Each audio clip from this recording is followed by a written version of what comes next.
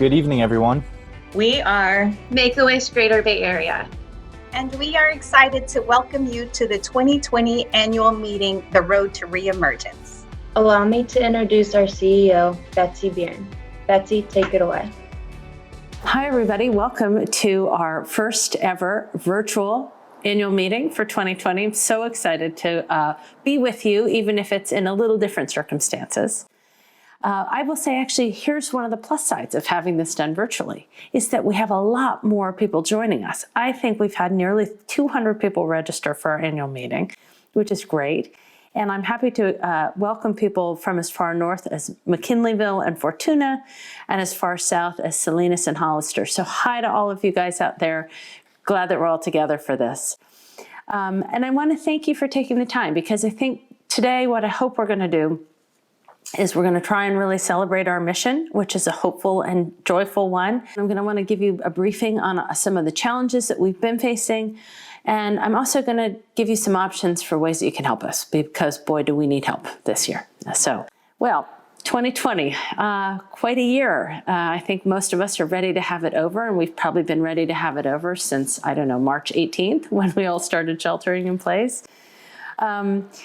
What's it meant for us? In some ways, we're understanding even more how important our mission is to these kids and their families. And that's something that I think I try and hold when I'm feeling uncomfortable or wobbly each day. Let me tell you a little bit about the challenges that we are specifically facing. Under our wishes, and my colleague Susie Falk, our new program director, will share with you in a bit more about our plans and the changes that we've had to make this year. But to let you know, we have postponed scheduling any travel or large gathering wishes, and we've done that indefinitely. We are part of a very large Make-A-Wish enterprise. There are 60 chapters across the United States, and we are all committed, first and foremost, to the safety of our kids and our families. So this is done for safety reasons. We have over 250 Wish Kids waiting, and we've never really had a pipeline like that before. And some of that is we are giving every family the option to choose a different wish if they initially had a travel wish. But there are many that want to hold out for a bit more, and we're going to honor that to the best that we can. Let me give you an example of a great wish that we did last weekend. 3-year-old Brooklyn had a wish to have a backyard play structure. She lives in San Ramon, and she was diagnosed with leukemia. I'd like you to hear a little bit more about her story first.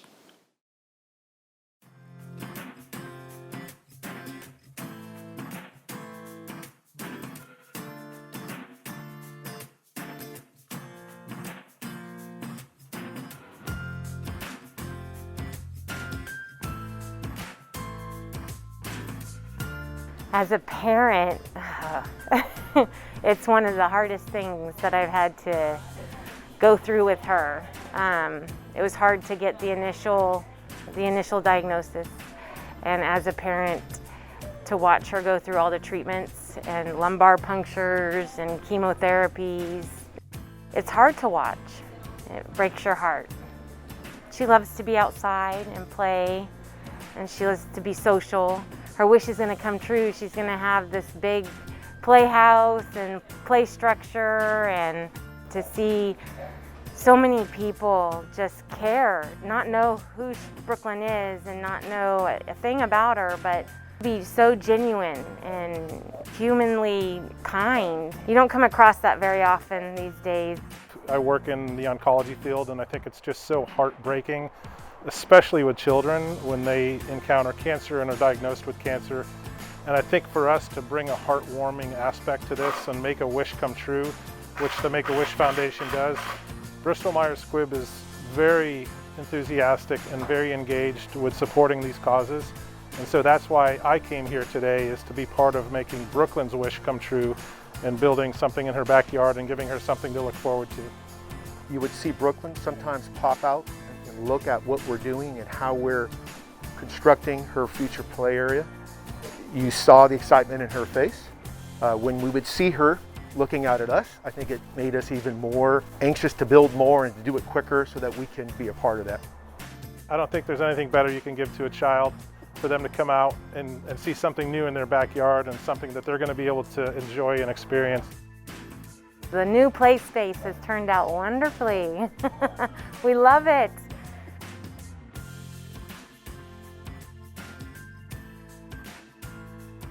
We'll be out here every day for hours, so it's going to be a nice change from our old play structure, and we'll be spending a lot of time outside. We'll make a wish to do something like this for Brooklyn and our family. It means a lot, coming together and showing Brooklyn that they care about her. We hope as a family in the future we get to be donators and volunteers, because the impact has really, impacted our family in a positive way.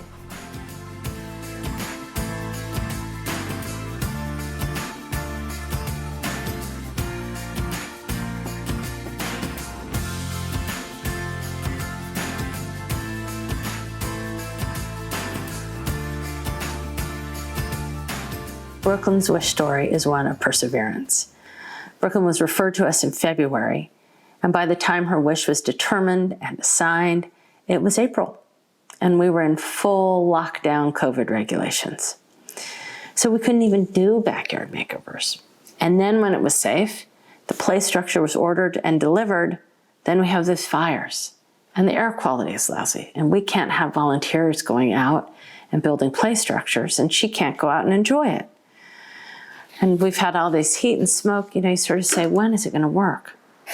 But here's the neat thing. Between our staff, our volunteers, and Bristol Myers Squibb, who actually underwrote the cost of this, and their staff, we've been able to pull this together and make this wish happen in spite of what seems like endless obstacles. And you could see Brooklyn was pretty excited by that wish. I would be too. Let me tell you a little bit about what's ahead for us, and as importantly, how you can help. Because as I said before, we could use all the help, and I hope that in helping us, you also find some of the joy and that real feeling you get from our mission of granting wishes. So we know that looking ahead, we've got a really changed landscape for the rest of 2020 and all of 2021. It's just a different world. It's time for us to roll up our sleeves. So I'm wearing short ones, so time for everybody else wearing long sleeves to roll them up, to look at resiliency and grit and be ready, because we've got to help our wish kids. It's part of our job, all of us. So it's time to be creative about our wish granting, invite new and broader diverse partners to be part of our work, look at creating hope and joy beyond just that one wish, but include a whole wish journey. Show what it means to be a Make-A-Wish family, welcoming people, inviting them, collectively working together and being part of something really great and life-changing. So for the first time, I think, in our chapter's history, or certainly for the first time since I've been here, we've got wishes that are waiting. But we're committed to ensuring that those kids aren't going to wait a day longer than they need to, and that they get to experience that power of a wish. So how are we going to do it? So first and foremost, I can't say it enough, funding. We are always going to need help funding. We've needed it anyway because we are only able to do what we do because of philanthropy. But we have some big initiatives planned this year, ways to help us, and I hope that you'll consider joining in. So number one, we've started a new giving society called our Wishmakers Guild. And we've committed to building opportunities for our donors to make multi-year commitments to us, allowing us to really build on and build more sustainability for our mission, and to ensure that we have funds ready for whenever a kid is ready to have their wish granted. This year, we're also going to be honoring one of our long-standing volunteers, referral sources, former board members, National Medical Advisory Council member, Dr. Paul Fisher. Paul's been a long time friend and supporter and really part of the Make-A-Wish family, and has been so committed as a physician himself to our mission, and has actually, as a monthly donor, been making gifts to our endowment for years.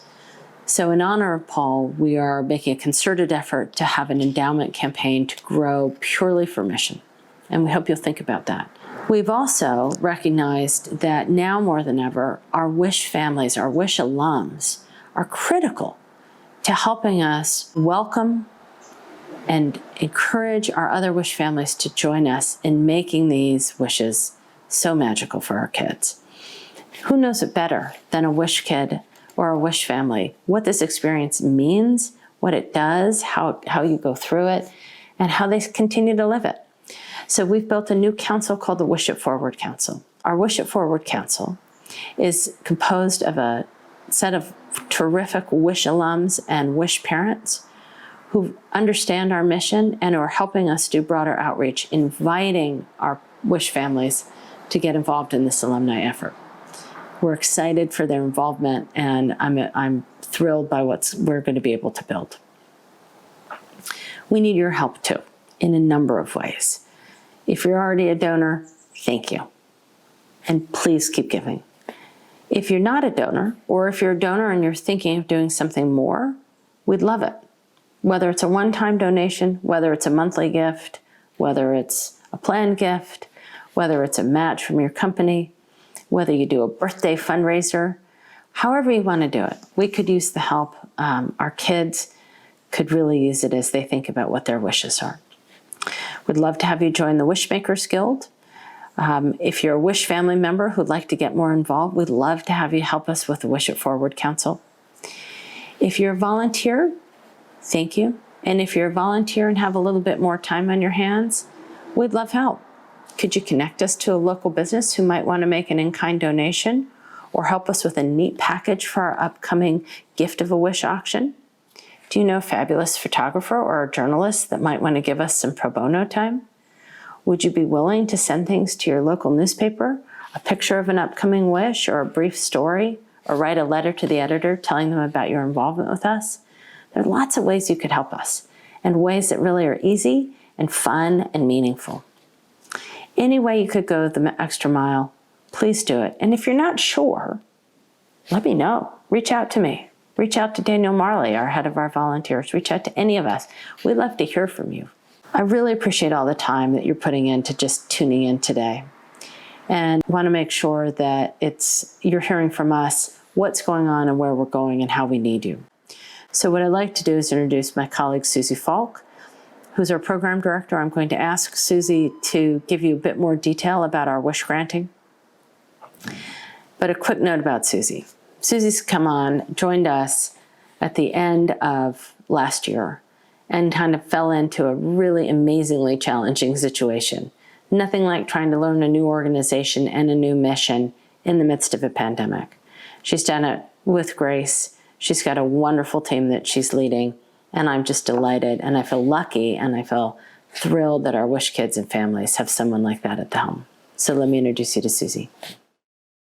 Thank you, Betsy, and good evening, everybody. My name is Susie Falk. I am the program director with Make-A-Wish Greater Bay Area. I joined our chapter in December of last year, and it's definitely been an interesting first few months on the job. About 3 months in was when we got the shelter-in-place order. And we did like what we're all doing. We pivoted. We had to put many of our wishes on hold.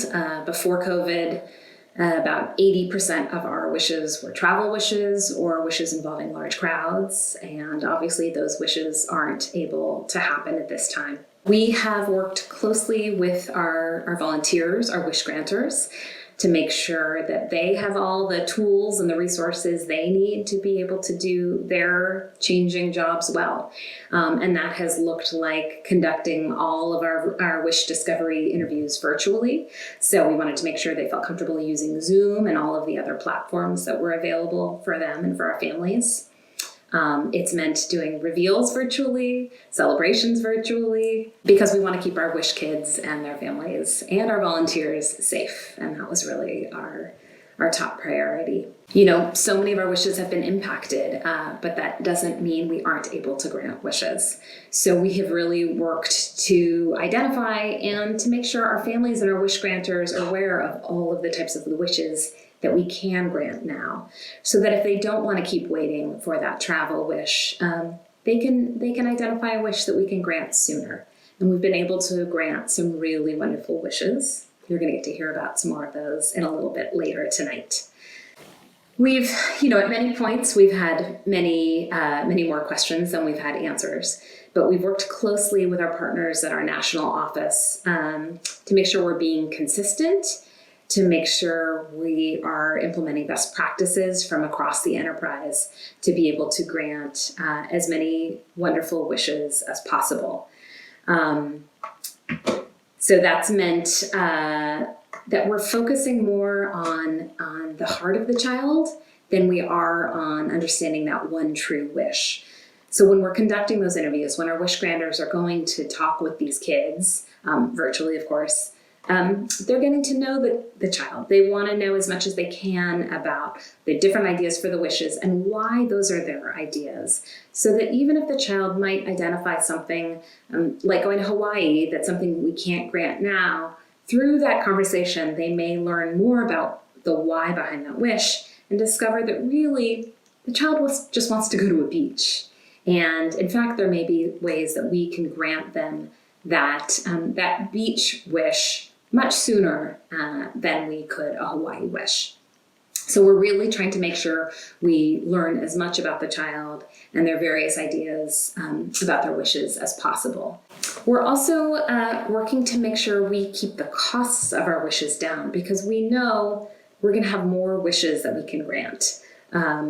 We know that there's a lot of kids that are waiting and our pipeline is going to get really big.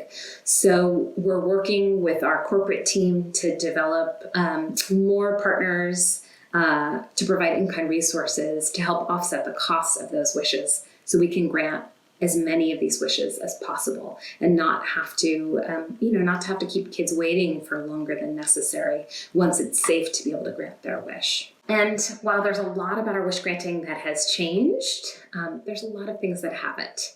What hasn't changed is our belief in the power of a wish and our commitment to that mission, our desire to put our wish kids at the center of our wish granting practices, and to really empower them. We want to give them as much information as possible about what we can do and what we can't do.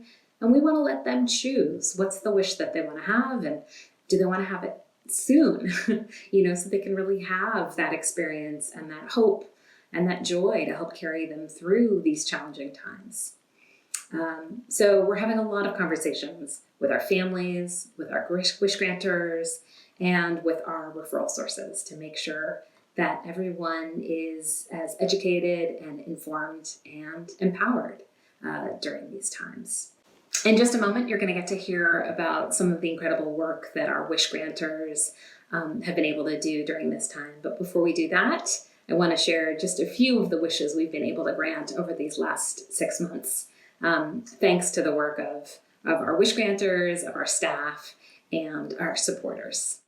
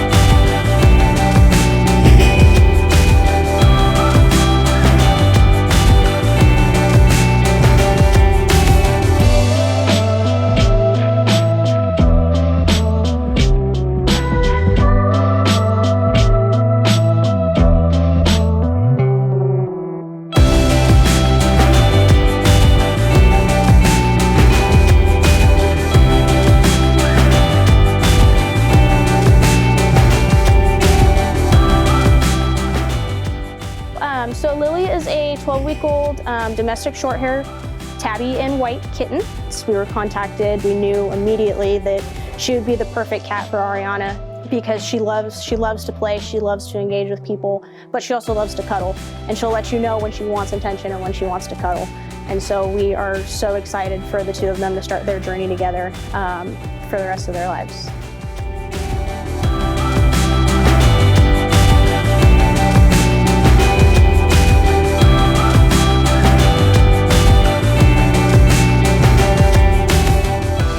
I felt that it gave her like that extra little boost, like I just gotta get out of here. I gotta get better, and I know I can get better. And you know, it'll all pay off when I see Lily. So I think that was a big push for her, you know, kept her strong and going.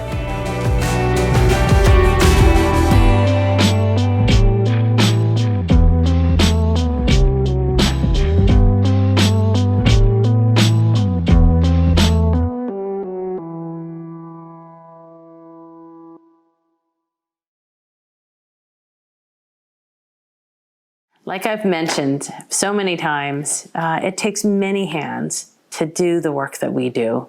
And we couldn't grant these wishes without folks like you, our donors, our friends, our wish granters, our wish families, our wish kiddos.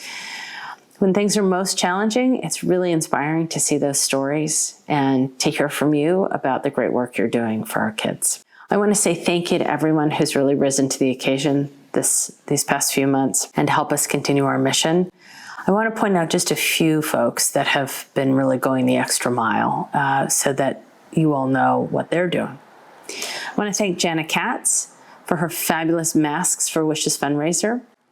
I want to thank Cheryl Sleater, who's a Wish mom, for keeping in touch with everyone who's been interested in becoming a volunteer. I want to thank Susan Wolf for processing volunteer applications remotely. Jim and Jane Etherington, who you might have seen in the video, for leading Brooklyn's play structure build. I want to thank Leslie Knoll and the Peter Pan Foundation for a whole series of Messages of Hope videos for our Wish kids. They're so fun and inspiring, and it's hard not to just be joyful when you watch those folks. And last but not least, I also want to highlight our Julia. When she heard about our Waiting Wish kids, she took it upon herself to bring a little extra hope and joy to many of our Wish kids with her extraordinary balloon garlands. Check these out.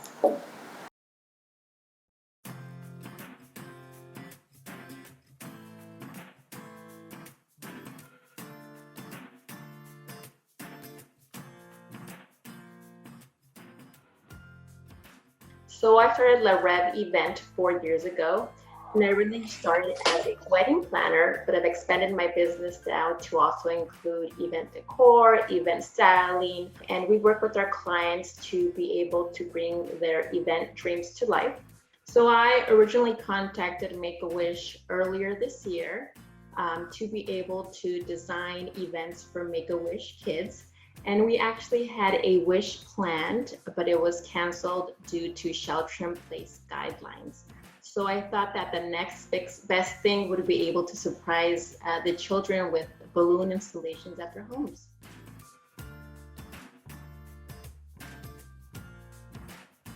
It feels amazing. These kids, it's a surprise to them. They don't know we're coming. So it's amazing when we're able to knock on their doors. They're able to come outside, see the balloon installations, and just the joy and happiness in their face makes it all worth for us. And I really do believe that if we as a community can come together, support these kids, and if they can feel our love, they can feel that we're rooting for them, we're cheering them on, I definitely believe that they'll feel strong to go through their treatments and hopefully get better soon.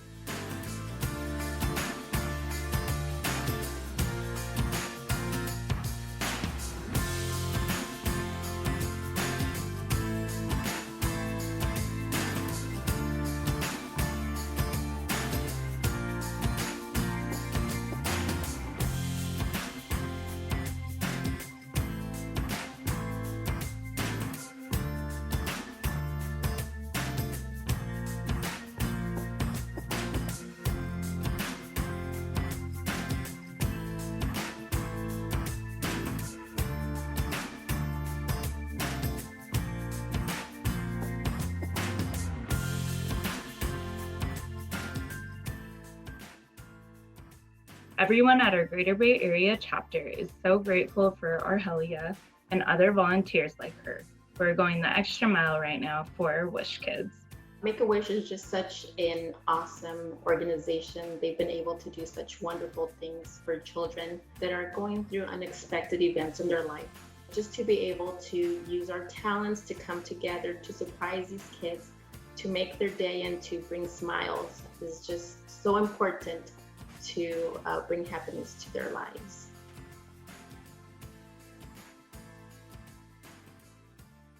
It's been a pleasure being with you tonight and to share a bit more about what we've been working on and share with you some of the inspirational stories that keep me going during the day, and to see just our amazing Wish kiddos and what they dream up for their experiences. I think I can speak on behalf of all of the Greater Bay staff for telling you we miss you. We miss seeing you. We miss celebrating with you. We miss hearing from you. So if you have comments or questions, creative ideas to share, or you just want to say hi, please reach out. We'd love to hear from you. We've got a Zoom call right after this, so if you feel like jumping on and having a little socializing, I'll see you shortly. I look forward to seeing you all, and I really look forward to seeing you in person. In the meantime, be safe. Wear your mask, wash your hands. Don't go outside until this weather's better. And thanks for all you do. Bye.